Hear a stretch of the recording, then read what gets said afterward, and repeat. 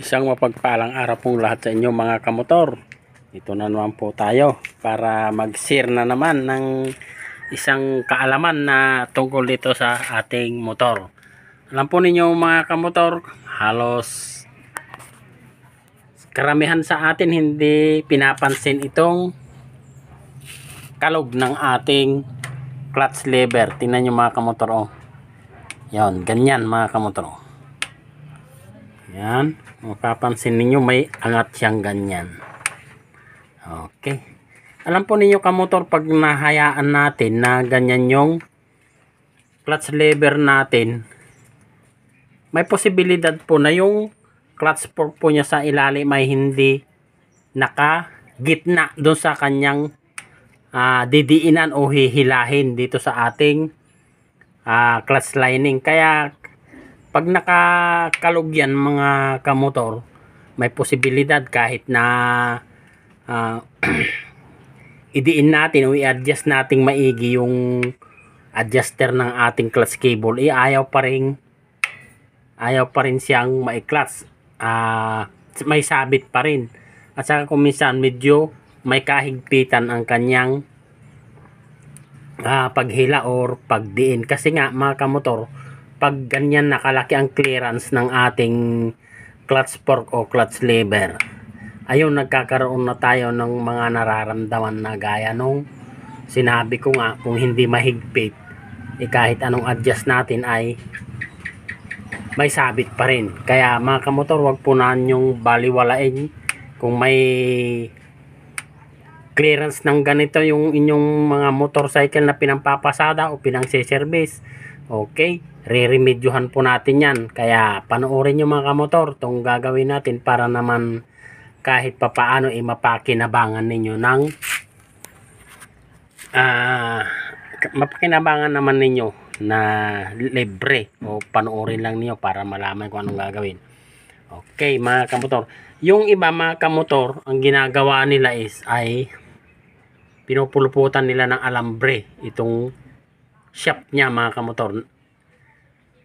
Delikado yung mga ganon kamotor, kasi yung bandang ilalim niyan oil seal yan mga kamotor. Kaya pag alambre ang nilagay natin dyan, may posibilidad na masisira yung oil seal nung shaft. Kasi nga pag nasira na yan mga kamotor, pag alambre ang nilagay natin, masisira, ididiin niya yung oil seal na yon. Kaya pag nasira na yon, pag inabutan tayo ng ulan sa pamapasada o sa pagra-ride, papasukin ng tubig yung makina natin. Okay, kaya ang gagawin natin mga kamotor, yung safety at quality na pangalso ang gagawin natin. Okay, papakita ko sa inyo mga kamotor yung ginawa natin.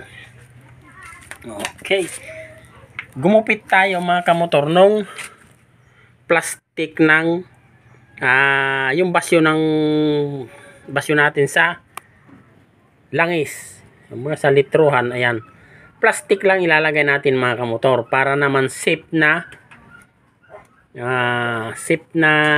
ilagay nating spacer para naman hindi masira yung oil seal niya, at saka hindi naman masyadong mataas yung pagkaka-adjust nung clutch lever natin. Okay, ang gagawin natin mga kamotor, ang gagawin nyo lang mga kamotor ay gugupit kayo ng dalawa o ayon do sa clearance nung, okay, yan, ayon sa clearance niyan mga kamotor. Halimbawa ito, naggupit tayo, kung kulang pa, dagdagan pa ng isa, pero pinaka maganda mga kamotor itong dalawa lang, para naman eksakto. Halimbawa may clearance lang siya na konti dun sa may pinakang shafting niya. Okay, pag nabilog na ninyo mga kamotor na ganito, okay,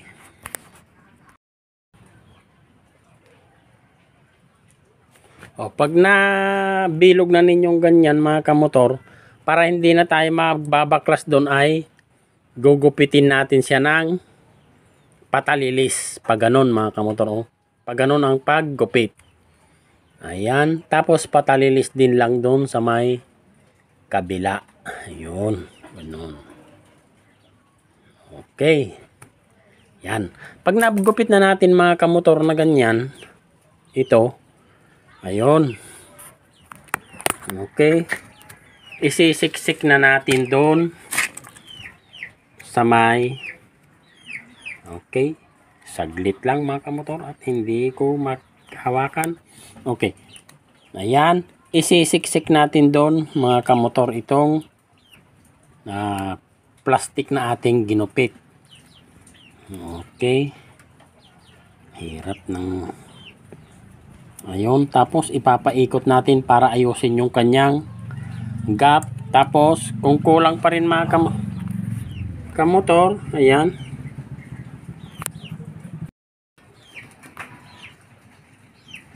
Ayan, naisiksik na natin. Dadagdagan pa natin ng isa. Ayan. Okay. Dagdagan natin. Ganito lang mga kamotor ang gawin ninyo para naman hindi na kayo magbaklas pa. Okay. Yun. Tapos sisiksik natin, paikot para naman lumapat ni. Nalaglag. Okay, sumiksik na mga kamotor. Okay, nailagay na natin mga kamotor yung plastic na ginawa natin. Ganyan na siya mga kamotor. Tapos pag nailagay natin yan is, okay, naidiin na natin ganyan. Ganyan na ang itsura niyan mga kamotor. Para naman hindi masyadong kalug yung ating clutch lever. Okay, pag plastic kasi mga kamotor yung ilalagay natin, hindi masisira yung oil seal. Hindi gaya yung... Okay, ganito na ang mangyayari mga kamotor pag nalagyan natin siya ng special na plastic. Safe yung oil seal niya. Ayan. Kasi plastic yung nilagay natin o ilalagay nyo. Pag yung alambre kasi ay pupulupot natin, pag ikinlatch kasi natin mga kamotor is halos didiin yung lever na ito. Kaya pag plastic, okay, safe na safe yung motor natin. Halimbawa yan mga kamotor, ika-clutch natin. Ayan. Ayan. Pag ganyan ka motor, okay, walang masisira. Okay. Pag kinalsuhan natin yan mga kamotor, gigitna yung kanyang clutch spoke doon sa ilalim.